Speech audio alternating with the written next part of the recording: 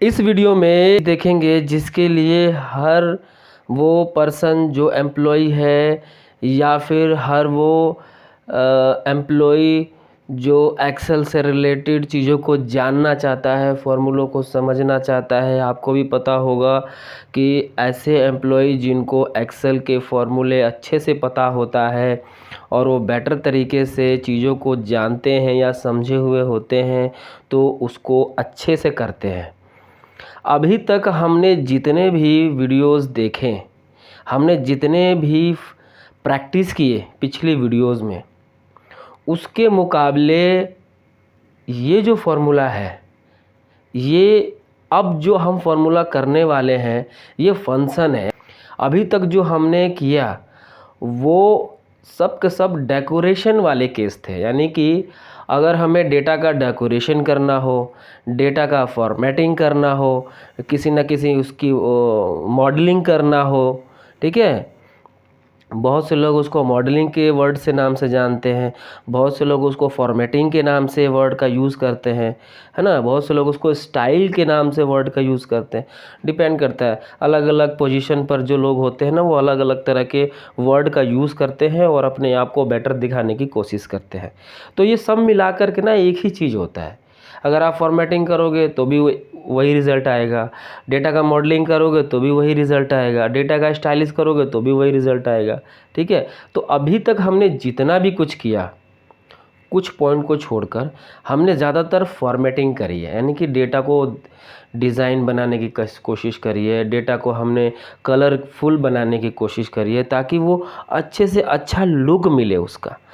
अब हम जो करने वाले हैं वो डेटा का रिज़ल्ट निकालेंगे। यानी अगर आपके पास कोई रॉ डेटा है, आप देख सकते हो यहाँ पर मेरे पास एक रॉ डेटा है। इस रॉ डेटा से हम कंक्लूज़न निकालेंगे इस रॉ डेटा में क्या है। यानी कि अगर आप एक एम्प्लॉय हो, आप किसी कंपनी में काम करते हो, तो आपका बॉस क्या कहेगा, मुझे ये जानना है कि कंपनी क्या कर रही है, क्या प्रोडक्ट बेच रही है, किस मार्जिन पे, क्या हम कर रहे हैं, कौन सी दुकान पे क्या मार्जिन चल रहा है, किस तरह का आइटम बिक रहा है ना। इसी तरह का क्वेश्चन होता है। मेरे पास एक छोटा सा डमी डेटा है, ये कुछ एम्प्लॉय से रिलेटेड है। क्वेश्चन अलग अलग हो सकता है बट लॉजिक कभी अलग नहीं होगा, लॉजिक एक जैसा ही रहता है, ठीक है। अब यहाँ पर जो डेटा रखा हुआ है उसमें है कि कौन सा एम्प्लॉई कौन से पोजीशन पे है, कौन से डिपार्टमेंट में है, कौन से बिजनेस यूनिट में है, क्या जेंडर है ना, कब वो ज्वाइनिंग किया था, उसका एज क्या है, ऐसा हो सकता है, उसकी सैलरी क्या होगी, है ना। इस तरीके से सेम ऐसे ही अगर आप किसी कंपनी में हैं तो क्या होगा, मान लो अगर आप इंश्योरेंस कंपनी में हो तो इंश्योरेंस का नाम होगा, उसकी पॉलिसी का अमाउंट होगा, सम एश्योर्ड का अमाउंट होगा, यही होगा। कहाँ बिक रहा है, कौन से स्टेट में ज़्यादा बिक रहा है, इस तरह का चीज़। तो आप क्या करोगे, उसकी रिपोर्ट रेडी करोगे, बनाओगे। सेम वैसे ही है, ये एचआर का डेटा है, ठीक है। तो हम इसमें से ये कंक्लूज़न निकालेंगे कि कितने ऐसे लोग हैं जो उस डिपार्टमेंट में हैं, कितने ऐसे लोग हैं जो उस डिपार्टमेंट में हैं और जेंडर क्या है उनका, हो सकता है। कितने ऐसे लोग हैं जो कौन सी पोजीशन पर हैं और वो क्या कर रहे हैं, वो कौन से डिपार्टमेंट में है ना, कब जॉइनिंग हुए थे, उनकी सैलरी क्या है, ऐसे क्वेश्चन हो सकते हैं। उसके बाद एचआर क्या करता है, उनके भी उस डेटा के बिहाव पर एक डिसीजन लेता है कि अगर हमें कोई रिक्वायरमेंट होता है तो कौन से पर्सन को कहाँ पे असाइन करना है और उसको किस तरह का डिजिग्नेशन देना है या किस तरह का काम कराना है। तो हम अब इसमें कंक्लूज़न ये निकालेंगे कि कौन से डिपार्टमेंट में कितने लोग हैं और क्या डेजिग्नेशन है, क्या सैलरी है। ऐसा भी आता है क्वेश्चन कि कितने ऐसे लोग हैं जो 50,000 से ज़्यादा सैलरी वाले हैं, ऐसा क्वेश्चन होता है। अगर आप कंपनी में काम कर रहे हो या कर चुके हो तो इसके बारे में अच्छा नॉलेज होगा आपको। तो मैं ज़्यादा टाइम नहीं लूँगा, मैं स्टार्ट करता हूँ इसका कंक्लूज़न निकालने का। तो फार्मूले के बिहाफ पे मैं चलूँगा। एक एक फार्मूले को ले करके उसमें इसको सेट करेंगे, किस तरीके से हम फार्मूला का यूज़ करके इसमें से अपना कंक्लूज़न निकालेंगे, यानी कि रिज़ल्ट निकालेंगे कि इसके अंदर क्या है। सबसे पहला है सम। सम का यूज़ हम कैसे करते हैं? सम का यूज़ हम, आपको भी पता है, नंबर पर होता है, कभी टैक्स पर नहीं होता। तो आप देख सकते हो ये सम का फॉर्मूला लगा हुआ है। मैं दोबारा से लगा देता हूँ। इजिकल टू लगेगा SUM सम, ठीक है। आप चाहो तो यहाँ से ऐसे सिलेक्ट भी कर सकते हो, या फिर जब ये आ जाए तो टैब अगर आप प्रेस करोगे तो ऑटोमेटिक वो ले लेगा, ठीक है। ये जो नीचे आता है इसको प्रॉम्प्ट कहते हैं, यानी कि जब भी कोई फार्मूला आप इस तरीके से लगाओगे तो होता क्या है, उसके नीचे एक आपको इस तरह का सिंबल मिलता है, उसको हम प्रॉम्प्ट बोलते हैं। यानी कि वो बताता है कि फार्मूला में आपको क्या क्या एक्शन लेना है और कौन कौन से एक्शन ले करके आपको आगे बढ़ना है, ताकि वो आपको बेटर रिज़ल्ट दे। अगर आपने उसके अकॉर्डिंग नहीं किया तो या तो ये एरर दे देगा या फिर नॉट फाउंड दे देगा। उसके बाद इसको सेलेक्ट करेंगे। सेलेक्ट कैसे करोगे? दो तरीके से, या तो आप इस तरीके से कर सकते हो, या फिर शिफ्ट दबा करके एरो ऊपर करोगे कंट्रोल के साथ, तो ये इस तरीके से सेलेक्ट हो जाता है। सेलेक्ट होने के बाद आप एंटर का प्रेस करोगे तो जो भी आपने डेटा सेलेक्ट किया होगा वो ये सबको सम कर देगा। अगर मैं इसको पूरा का पूरा सम करके देखूं, ये देखो यहाँ पर भी सम आता है, यहाँ पर काउंटिंग आता है और यहाँ पे एवरेज आता है। यानी कि जितना भी मैंने डेटा सेलेक्ट किया हुआ है उसका सम क्या है, उसकी काउंटिंग क्या है, कितने हैं इसमें, यानी कि 15 सेल हैं, 15 की काउंटिंग है, 15 की काउंटिंग है, उसका सम इतना आ रहा है और इसका एवरेज इतना आ रहा है। तो ये तीन चीज़ें यहाँ पे नीचे आती हैं। तो आप देख सकते हो जो मैंने सेलेक्ट किया है वो, और यहाँ पे जो सम आ रहा है वो दोनों एक जैसे, इसका मतलब सही है। तो सम इस तरीके से काम करता है। उसके बाद आते हैं प्रोडक्ट, ठीक है। जब हम प्रोडक्ट का फॉर्मूला लगाएंगे, जैसे कि पहले भी मैंने आपको बताया, सम लगाते वक्त हम टाइप करेंगे 1 2 अल्फ़ाबेटिक, तो ये नीचे आ जाएगा। फिर आप टैब बटन प्रेस करोगे तो पूरा का पूरा सेलेक्ट हो जाएगा।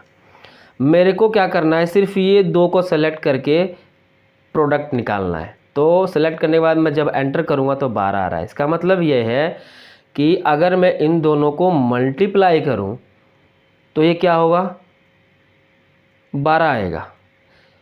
6 को 2 बार या 2 को 6 बार अगर आप टेबल पढ़ोगे या मल्टीप्लाई करोगे तो यही आएगा, ठीक है।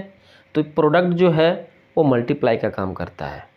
उसके बाद सम इफ़ करने से पहले एक छोटा सा लॉजिक और आपको बताना है। इसके अंदर एक एक्टिविटी होती है, जब भी हम कोई फार्मूला लगाते हैं तो उसको हम फ्रीज करते हैं। यानी कि मैं एक बार करके दिखाता हूँ, सम इफ़ का फार्मूला लगाते वक्त समझा देता हूँ। यहाँ पर मैं सम इफ़ का फार्मूला लगा रहा हूँ, SUM सम इफ़।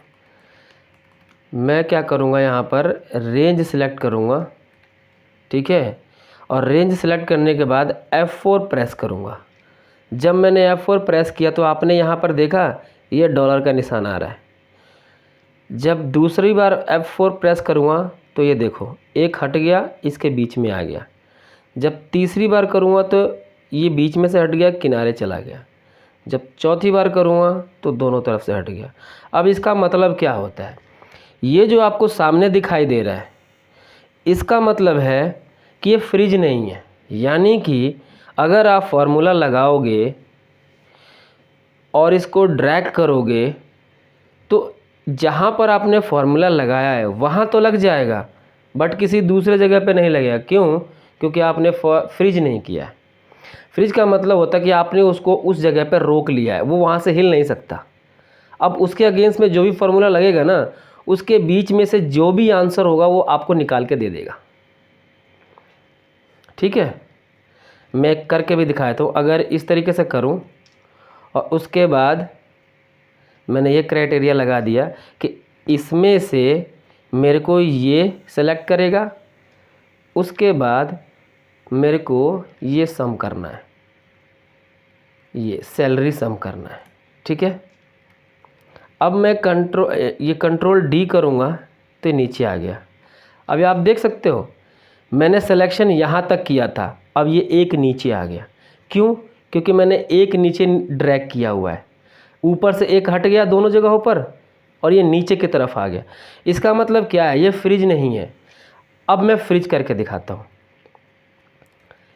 जो डेटा टेबल होता है ना, उसको फ्रिज कर दिया मैंने, और जो मेरे को सम करना है उसको भी मैंने फ्रिज कर दिया। यानी कि आप देख सकते हो एक $2 लग गया, एक फार्मूला F के आगे लग गया, एक F के बाद लग गया। इसी तरीके से सब जगह पे लगा हुआ है। यहाँ पर भी मैं फ्रिज कर सकता हूँ, बट यहाँ पर अगर नीचे करूँगा तो मुझे कोई दिक्कत नहीं है। आपको सोच समझ के फ्रिज करना है। अब ये जो मैंने फ्रिज किया है ना, ये जितने आप देख सकते हो यहाँ से लेकर के यहाँ तक ये हिलेगा नहीं। जिसको मैंने फ्रिज नहीं किया है ना वो हिलेगा, बट जिसको मैंने फ्रिज कर दिया है ना वो नहीं हिलेगा। अब मैं कंट्रोल डी करूँगा और अब इस पर F2 करके दिखाता हूँ। ये देखो, पहले क्या था, ये एक नीचे आ गया था और अब नीचे नहीं आया। इसका मतलब क्या है कि अब ये जो एक्शन है ये सही है, पहले जो एक्शन था वो गलत था। तो ये आपको ध्यान रखना है। बहुत से लोग क्या करते हैं, ये गलतियां करते हैं, फिर कहते हैं कि आंसर नहीं आ रहा या फिर गलत आंसर आ रहा है। क्यों? क्योंकि मान लो ये आईटी था और यहाँ पर भी आईटी का डेटा आ रहा है और ये आईटी नीचे लिखा होता तो एक आईटी का सम यहाँ पे छूट जाता तो डेटा तो गलत हो जाता। तो इस चीज़ का ध्यान रखना पड़ता है। ठीक है, तो ये जो है वो फ्रिज है, चारों तरफ से फ्रिज कर देगा। अब मैं इसका लॉजिक बता देता हूँ। जब कोई इस तरह का फ्रिज लगता है कि डेटा को हिलने नहीं देगा, ठीक है, जब ये वाला डॉलर हट जाता है और ये सिर्फ बीच में डॉलर लगता है तो इसका मतलब ये है कि जब आप कोई फार्मूला लगाओगे तो इस तरीके से काम करेगा, यानी कि राइट साइड की तरह काम करेगा। और अगर ये सिर्फ लेफ़्ट के तरफ रहेगा, यानी कि बीच में से अगर डॉलर हट जाएगा और फिर आप फार्मूला लगाओगे तो कुछ इस तरीके से काम करेगा, यानी कि नीचे हॉरिजॉन्टल की तरह नीचे की तरफ डेटा अगर आप ड्रैगिंग करोगे तो इस तरीके से काम करेगा। ठीक है, और जब किसी पर फ्रिज का एक्शन नहीं होता है तो ये मूवेबल होता है, यानी कि कहीं पर भी आप ड्रैगिंग करोगे ना तो वो उसके हिसाब से फार्मूला ऑटोमेटिक लेफ़्ट राइट घूम जाएगा। वो फिर मतलब कहीं पर भी वो मूव कर सकता है। ठीक है, इस तरीके से ये एक्शन होते हैं। तो ये जो एक्शन है ये फार्मूला लगाते वक्त बहुत ही ध्यान से लगाना होता है और ये बहुत ही काम की चीज़ होती है। जिसको अगर ये चीज़ बेटर तरीके से समझ में आ जाए तो वो अच्छा रिज़ल्ट निकाल लेगा किसी भी रॉ डेटा में से। और अगर आपको समझ में नहीं आया तो बहुत ही ज़्यादा दिक्कत देता है और सही से रिज़ल्ट नहीं निकलता। अगर आप पहली बार इस चैनल पर आए हैं तो आप लाइक सब्सक्राइब ज़रूर करें और कमेंट करें कि मैं आपको जो बता रहा हूँ वो आपको कैसा लग रहा है।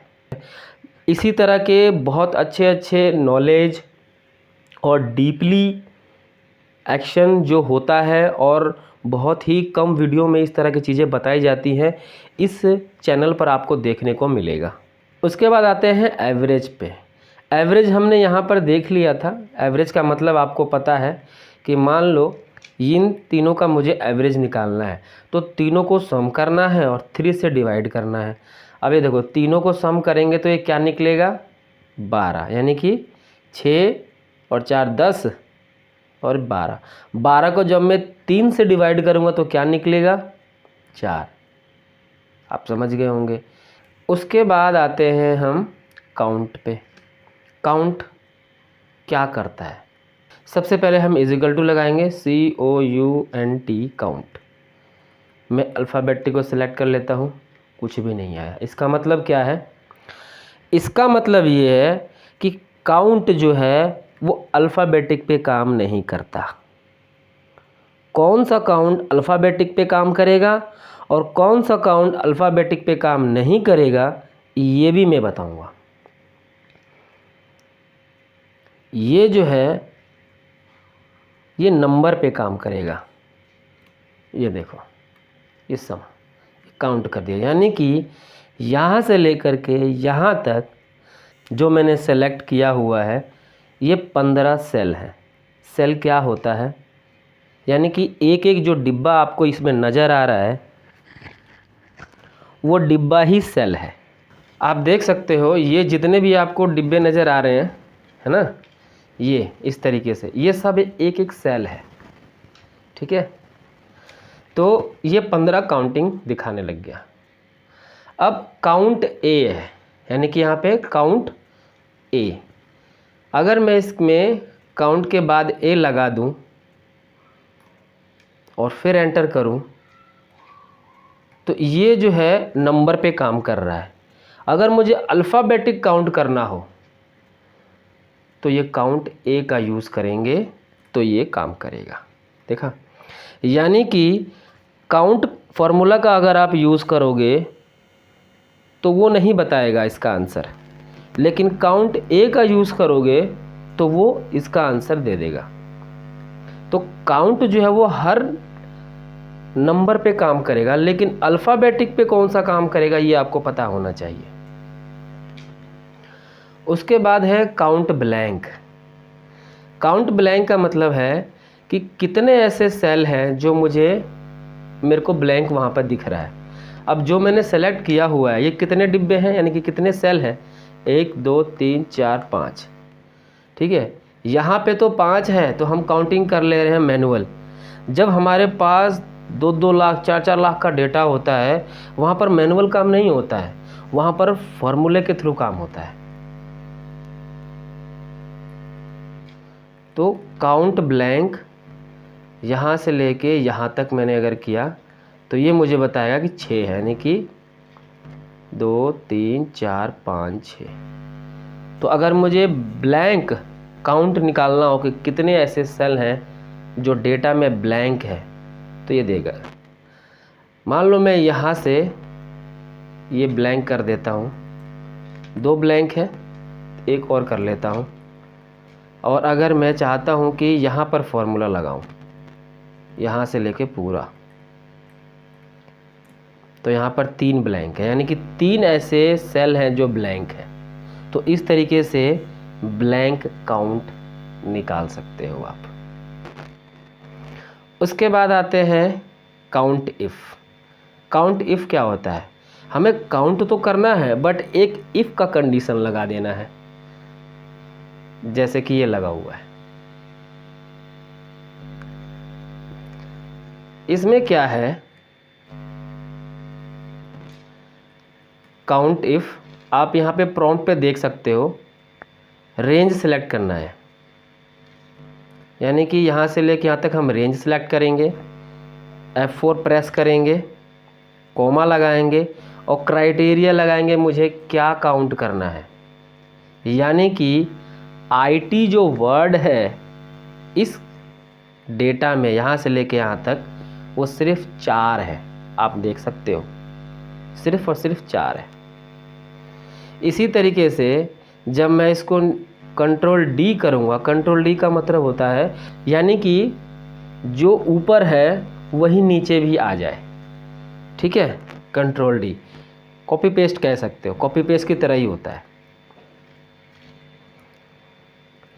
अब यहाँ पर आप देखो फाइनेंस यानी कि यहाँ से लेके यहाँ तक के बीच में सिर्फ और सिर्फ कितने हैं, 5, 1 2 3 4 5, इस तरीके से। तो आप इस तरीके से काउंट इफ़ का फॉर्मूला लगा सकते हो। उसके बाद आते हैं मैक्स से पता चल रहा है यानी कि सबसे बड़ा क्या है।